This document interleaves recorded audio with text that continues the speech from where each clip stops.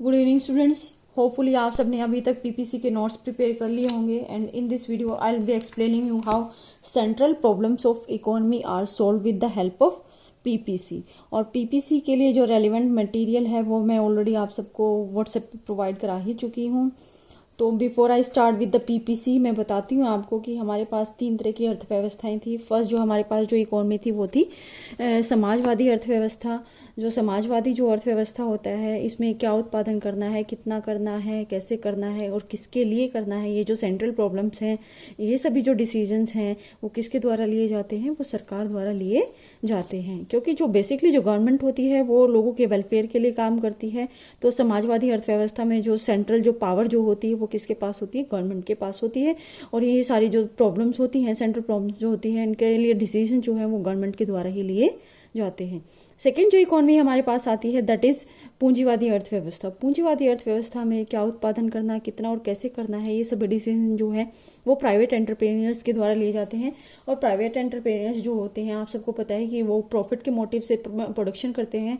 और ऐसे ही अर्थव्यवस्था में ज़्यादातर क्या होता है, जो लोगों के जो कल्याण जो होता है, उनका जो वेलफेयर जो होता है वो क्या हो जाता है, वो ज़्यादातर इग्नोर्ड रहता है, उसकी अवहेलना कर दी जाती है। वो सिर्फ इस पर्पज से प्रोडक्शन करते हैं कि जिससे उन्हें क्या हो, मैक्सिमम से मैक्सिमम प्रॉफिट उनको अवेलेबल रहे या मिले। तीसरी तरह की जो हमारे पास जो अर्थव्यवस्था होती है वो होती है बेटे मिश्रित अर्थव्यवस्था। जैसा कि आप जानते हैं कि भारतीय जो अर्थव्यवस्था है वो मिश्रित अर्थव्यवस्था में क्या होता है कि समाजवादी और पूंजीवादी अर्थव्यवस्था दोनों के, जैसा कि मैंने बताया कि मिश्रित अर्थव्यवस्था में समाजवादी और पूंजीवादी अर्थव्यवस्था दोनों के गुण पाए जाते हैं। तो ऐसे में कुछ चीज़ों का प्रोडक्शन जो होता है वो गवर्नमेंट के द्वारा किया जाता है। जो सोशल वेलफेयर के लिए जो जरूरी चीज़ें होती हैं, बेटे जैसे कि मैंने एग्जांपल में भी दिया था कि जैसे स्वास्थ्य है, स्कूल है, रेलवे, सफाई आदि जो है, इन डिपार्टमेंट्स में जो प्रोडक्शन वो किसके द्वारा किया जाता है, गवर्नमेंट के द्वारा किया जाता है।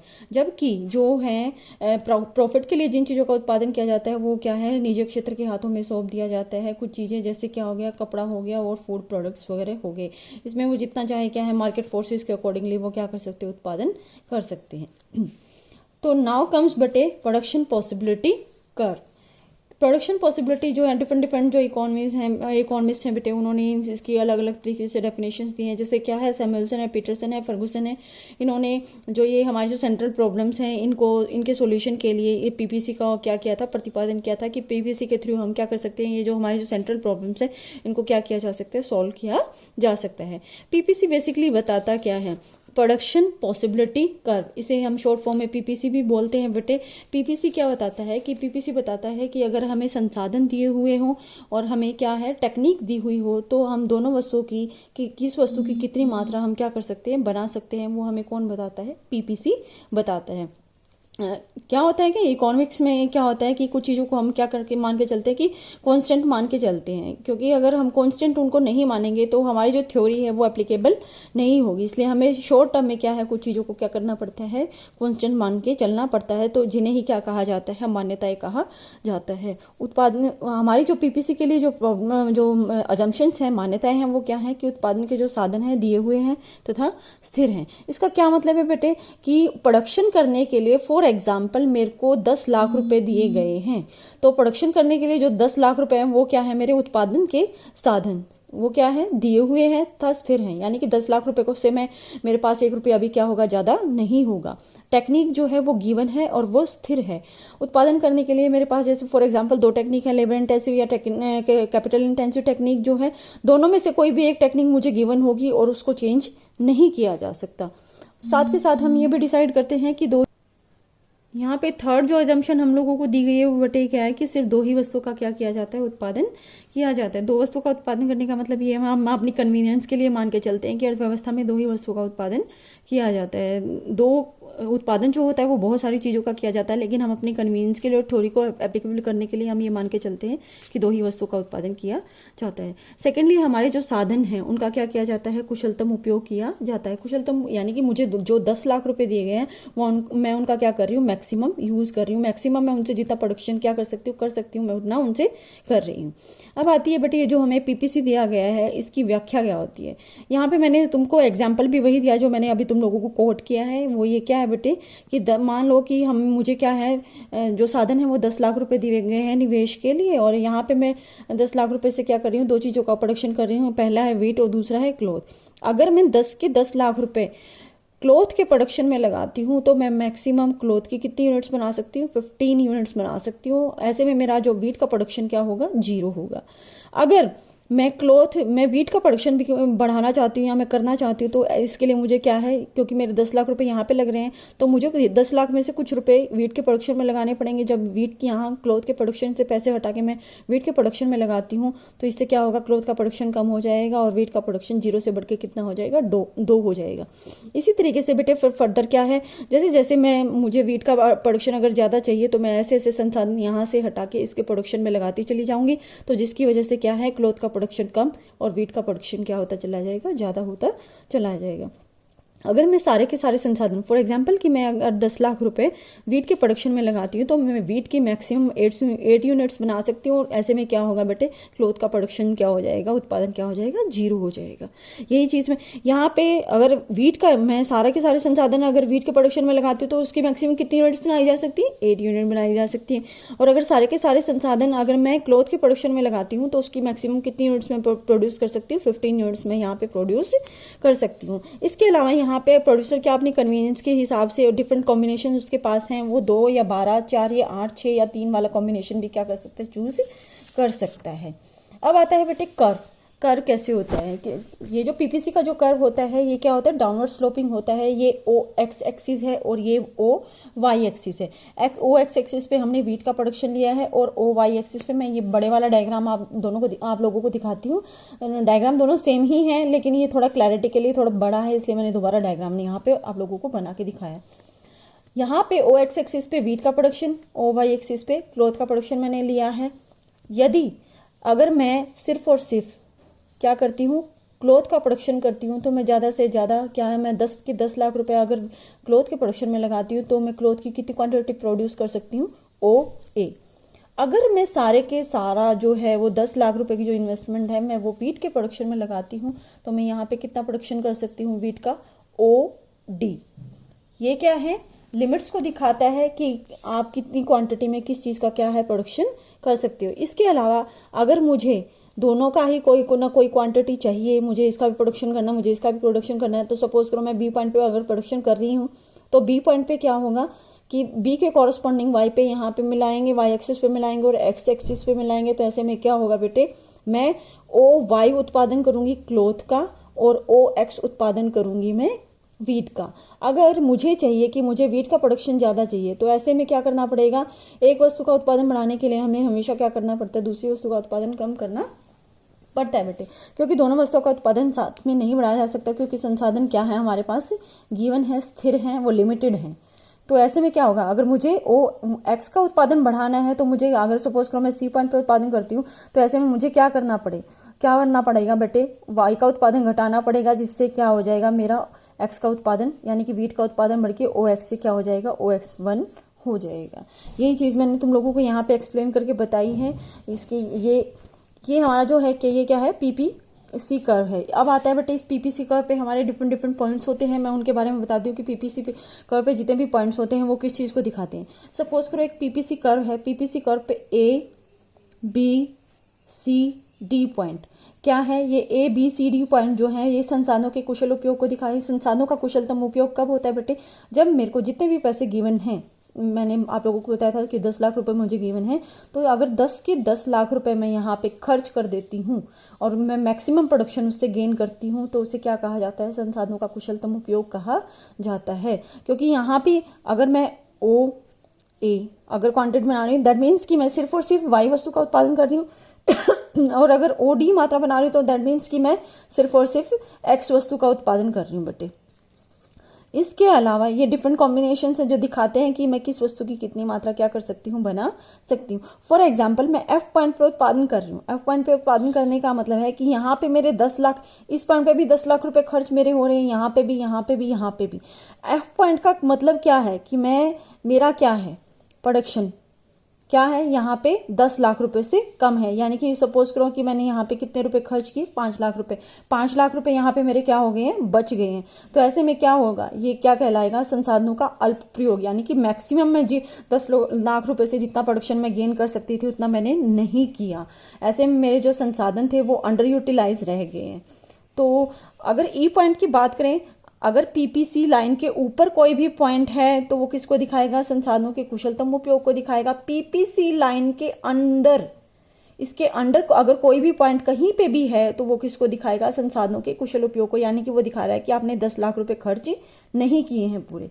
अगर मैं यहाँ पे बात करती हूँ ई पॉइंट की, ई पॉइंट का मतलब ये है कि बेटे ये नॉन फीजिबल पॉइंट है। नॉन फीजिबल पॉइंट का मतलब है कि बियॉन्ड द कैपेसिटी पॉइंट है, यानी कि यहाँ तक के लिए मेरे को क्या है, इतने पैसे नहीं है कि मैं इस पॉइंट पे जाके क्या कर सकूं, प्रोडक्शन कर सकूं। सपोज करो कि अब मैं आप लोगों को बोलूं कि मैं यहाँ पे है तो मेरे पास 10 लाख रुपए, लेकिन मैं एक मर्सिडीज शोरूम खोलना चाहती हूँ जिसके लिए मिनिमम जो रिक्वायरमेंट है मेरी इन्वेस्टमेंट की है वो 100 करोड़। अब वो फिजिबल नहीं है, वो बियॉन्ड द कैपेसिटी है। तो अगर पीपीसी लाइन के बाहर अगर कोई पॉइंट है वो, तो वो क्या कहलाएगा, बियॉन्ड द कैपेसिटी पॉइंट कहलाएगा।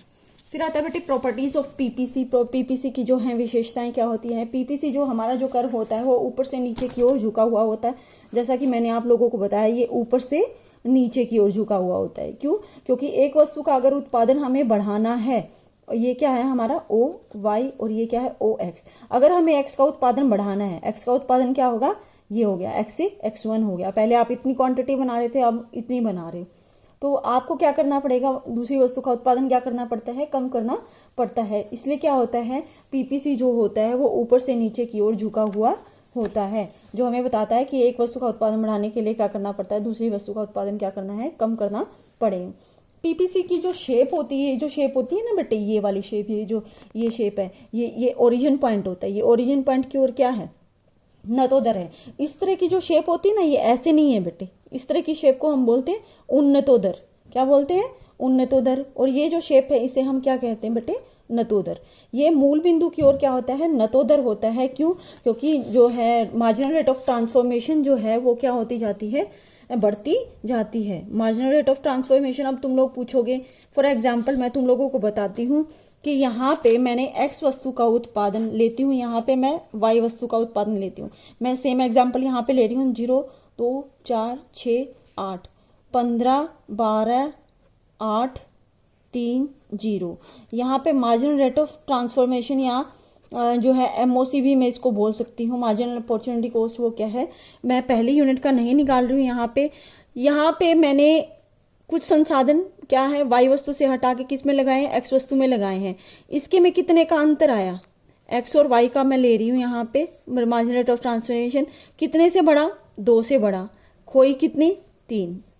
2 यूनिट आपने बढ़ाई और इसके लिए छोड़नी कितनी पड़ी, 3 यूनिट। फिर आप देखो, जब आपने उत्पादन 2 से 4 किया, कितनी यूनिट बढ़ाया, उत्पादन एक्स का कितना बढ़ा, 2 से बढ़ा।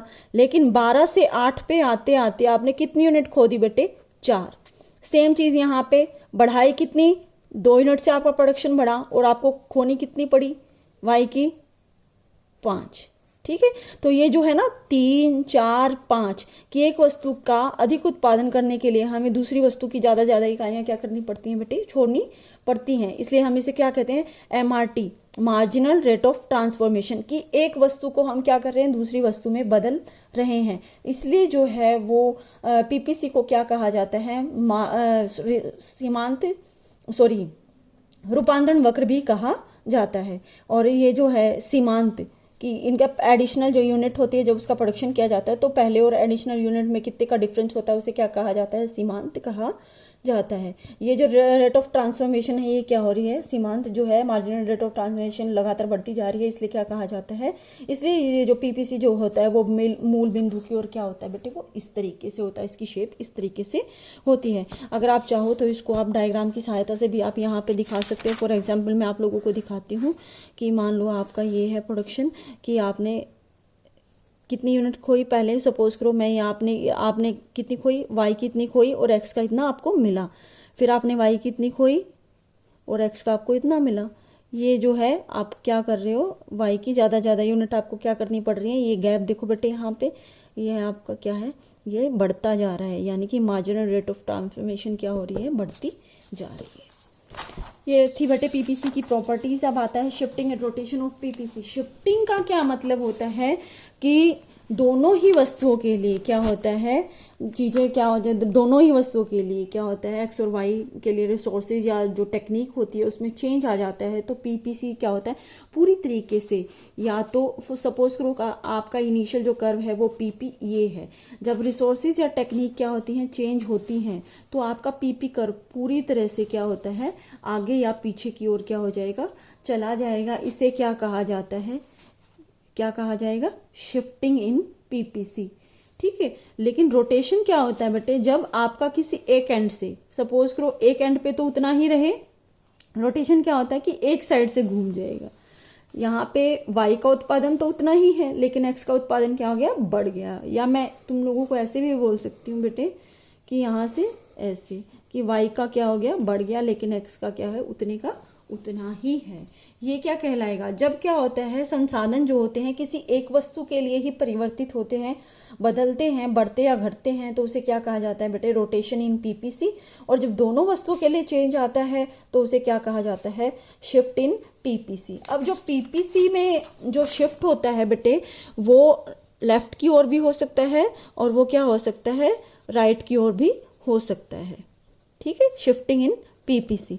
अगर मैं बोलूं कि ये हमारा इनिशियल कर्व है, प्रोडक्शन पॉसिबिलिटी कर्व है, ये ओ वाई एक्सिस है हमारी, ये ओ एक्स एक्सिस है। यहाँ पे एक्स वस्तु का उत्पादन मैंने लिया है, यहाँ पे मैंने क्या है, वाई वस्तु का उत्पादन लिया है बेटा। अब मान लो कि दोनों ही वस्तुओं के लिए एक्स और वाई के लिए क्या होता है, साधनों में वृद्धि हो जाती है। साधनों में वृद्धि होने का मतलब ये हो गया कि बेटे मेरी जो इन्वेस्टमेंट, जो 10 लाख रुपए मेरे पास साधन लिए होते वो 10 से 15 लाख रुपए हो जाते हैं। या मैं बोलूं कि मेरे पास क्या है, एक बेटर टेक्नोलॉजी आ जाती है, नई टेक्नोलॉजी आ जाती है, तो जिसकी वजह से मेरा प्रोडक्शन दोनों ही वस्तुओं का क्या होगा, बढ़ जाएगा। तो जब भी क्या होता है संसाधन बढ़ते हैं या टेक्नोलॉजी अच्छी आती है तो उससे क्या होगा, पीपीसी जो है हमारा वो इससे शिफ्ट होके पी से P1 हो जाएगा, जिससे दोनों ही वस्तु का उत्पादन क्या हो जाएगा, बढ़ जाएगा। अगर सेम चीज यहाँ पे वाइस वर्सा भी हो सकती है बेटे, सपोज करो कि संसाधन हमारे पास क्या होते हैं, कम भी हो जाते हैं। 10 लाख से अगर मान लो मेरे पास संसाधन क्या हो गए, 5 लाख रुपए या 8 लाख रुपए हो गए हैं, या फिर मेरे पास टेक्नोलॉजी जो है वो नई पुरानी हो जाती है, नई टेक्नोलॉजी नहीं है, तो ऐसे में उत्पादन क्या हो जाएगा, कम भी हो सकता है। ये मेरा इनिशियल कर्व है। मान लो संसाधन भी कम हो गए हैं दोनों वस्तुओं के लिए और टेक्नोलॉजी, दोनों में से कोई भी चीज रहे, उत्पादन जिसकी वजह से क्या होगा, मान लो मेरा क्या हो जाएगा, कम हो जाएगा। ये मैं मान के चलती P से P1 हो जाएगा। PP मेरा इनिशियल कर्व है और ऐसे में उत्पादन क्या हो जाएगा, P से कम होके P1 पे चला जाएगा। ये किसको दिखाता है बेटे, कब होगा ये है राइटवर्ड शिफ्ट, दाईं ओर। पीपीसी क्या है, दाईं ओर, और ये क्या है, बाईं ओर। बाईं ओर कब होता है, या तो संसाधन कम हो जाए, देखो उत्पादन क्या हो रहा है, कम हो रहा है। यहाँ पे जब आप जाते हो 2, 4, 6, 8 आगे की ओर बढ़ते जाते हो ना, तो पीछे आते हो तो कम होता चला जाता है। सेम चीज यहाँ पे वाई एक्सिस पे एप्लीकेबल होती है। तो यहाँ पे अगर आप बाईं ओर जा रहे हो तो इससे क्या होगा कि आपका उत्पादन क्या हो जाएगा, कम हो जाएगा। अब आती है बेटी बात रोटेशन की। रोटेशन में क्या होता है कि किसी एक वस्तु के लिए क्या होता है, मान लो मैं सपोज करूं कि मेरा इनिशियल पीपी कर्व क्या है बेटे, ये है। अब अगर मैं बोलती हूँ एक्स वस्तु के लिए मेरे पास क्या आते हैं, या तो संसाधन बढ़ जाते हैं, संसाधनों में वृद्धि हो, या फिर मैं क्या बोलूं बेटे कि टेक्नोलॉजी क्या हो गई है, अच्छी आ गई, नई तकनीक आ गई है। तो ऐसे में क्या होगा, जब ये दोनों फेवरेबल पॉइंट्स है कि संसाधन बढ़ भी गए और या फिर नई तकनीक आ गई है, तो इससे क्या होगा, हमारा पीपी उत्पादन बढ़ेगा। और किसका बढ़ेगा, एक्स वस्तु का। वाई का क्या रखना है, सेम रखना है। तो वाई का यहां से स्टार्ट करो बेटे, वाई का उतना ही है। एक्स का उत्पादन क्या हो जाएगा, पी से बढ़ के P1 हो जाएगा। ये ओ एक्स एक्सिस पे, ये ध्यान रखना बेटे, ओ एक्स एक्सिस पे और ओ वाई एक्सिस पे आप कौन सी वस्तु लेते हो ये आपने मेंशन करना है, अदरवाइज इससे क्या होंगे, आपके मार्क्स जो है वो कट हो जाएंगे। वाई वस्तु का उत्पादन यहाँ पे मैंने लिया है। सेम चीज यहाँ पे ये क्या है, राइटवर्ड शिफ्ट है बेटे। क्यों, क्योंकि ये फेवरेबल जो थे चेंजेस आए थे, तो जिसकी वजह से वाई एक्स वस्तु का उत्पादन क्या हो गया, बढ़ गया। सेम चीज वो आपको यहाँ पे बोल भी सकता है कि वाई वस्तु के लिए ऐसा हुआ है, तो ऐसे में आपको क्या करना है, ये आपका पीपी इनिशियल कर्व है, इससे क्या होगा, आपको एक्स का उत्पादन उतना ही रखना है और वाई का उत्पादन क्या कर देना है, बढ़ा देना है। अगर वो बोले कि बेटे संसाधन जो है वो कम हो गए किसी एक वस्तु के लिए, संसाधन एक्स वस्तु के लिए क्या हो गए हैं, कम हो गए, तो ऐसे में क्या होगा बेटे, डायग्राम क्या बनेगा आप लोगों का। यहाँ पे देखो, पहले आप एक इनिशियल कर्व बनाओगे ओ पी, ये पीपी आपका क्या है, इनिशियल कर्व है। अब उसने बोला है कि संसाधन एक्स वस्तु के लिए क्या हो गए, कौन सी वस्तु के लिए कम हुए, एक्स के लिए, संसाधन एक्स के लिए कम हुए हैं, तो उत्पादन भी किसका कम होगा, एक्स का कम होगा। तो ऐसे में आप क्या करोगे, वाई का उत्पादन आप उतना ही रखोगे और एक्स का उत्पादन क्या कर दोगे, कम कर दोगे। ये क्या हो गया, आपका उत्पादन जो है वो ओ पी से कम होके ओ P1 हो गया एक्स वस्तु का। सेम चीज यहाँ पे वाई के लिए भी आप ड्रॉ कर सकते हो, आप लोग खुद ड्रॉ करके देखोगे उस चीज को। फिर आता है कि आर्थिक समस्याओं या विकास की समस्या को कैसे सुलझाया जाता है। विकास की समस्या का मतलब क्या होता है कि आप जिन चीजों का प्रोडक्शन बेटे आप कर रहे हो उनसे अर्थव्यवस्था में विकास को बढ़ावा नहीं मिल रहा है, या उत्पादक को जो है वो आय या बेनिफिट्स उसको, प्रॉफिट्स उसको नहीं मिल रहे हैं। तो फॉर एग्जाम्पल मैं आप लोगों को बताती हूँ बेटे, मैं चावल और क्या है गेहूं का उत्पादन कर रही थी इनिशियली, लेकिन चावल और गेहूं के प्रोडक्शन से मुझे बेनिफिट या प्रॉफिट्स नहीं मिल रहे, तो ऐसे में विकास की समस्या को कैसे सुलझाया जाएगा। विकास की समस्या को कैसे सुलझाएंगे कि जब उत्पादक को लगता है ये चीजें मुझे बेनिफिट नहीं दे रही हैं, चावल और गेहूं, तो कोई भी प्रोड्यूसर इतना बेवकूफ नहीं है, सब रैशनल होते हैं, उनको पता है कि भाई जो चीजें मुझे बेनिफिट नहीं दे रही हैं उनका प्रोडक्शन करने का कोई मतलब नहीं होता। तो ऐसे में वो क्या करेगा बेटे, चावल और गेहूं के प्रोडक्शन को विड्रॉ करके वो क्या है किन्हीं और बेनिफिशियल चीजों का, फॉर एग्जाम्पल की मशीनें और गना जो उसे लगता है कि उसे प्रॉफिट देंगी, उनका प्रोडक्शन वो क्या कर देगा, स्टार्ट कर देगा, और जिससे क्या होगा, ये विकास की समस्या को क्या मिल सकता है, इसको सुलझाया जा सकता है। ये था बेटे आज के लिए तुम्हारा पीपीसी कर्व पे जो तुम्हारे नोट्स मैंने तुम लोगों को सेंड किए थे उसकी एक्सप्लेनेशन है। अगर तुम लोगों को अभी भी इसमें किसी तरह की कोई प्रॉब्लम या डिफिकल्टी फेस करते हो तो प्लीज़ पर्सनली मुझे प्राइवेटली मुझे मैसेज करके मेरे से रिप्लाई या आंसर मेरे से मांग सकते हो। मैंने कल तुम लोगों को कुछ क्वेश्चंस भी भेजे थे, होपफुली अब मैंने तुम लोगों को समझाया है तो शायद ईजी हो जाएगा आप लोगों के लिए उनके आंसर्स फाइंड आउट करना। स्टिल अगर नहीं मिलते हैं तो प्लीज़ मुझसे पूछ लीजिएगा। Thank you.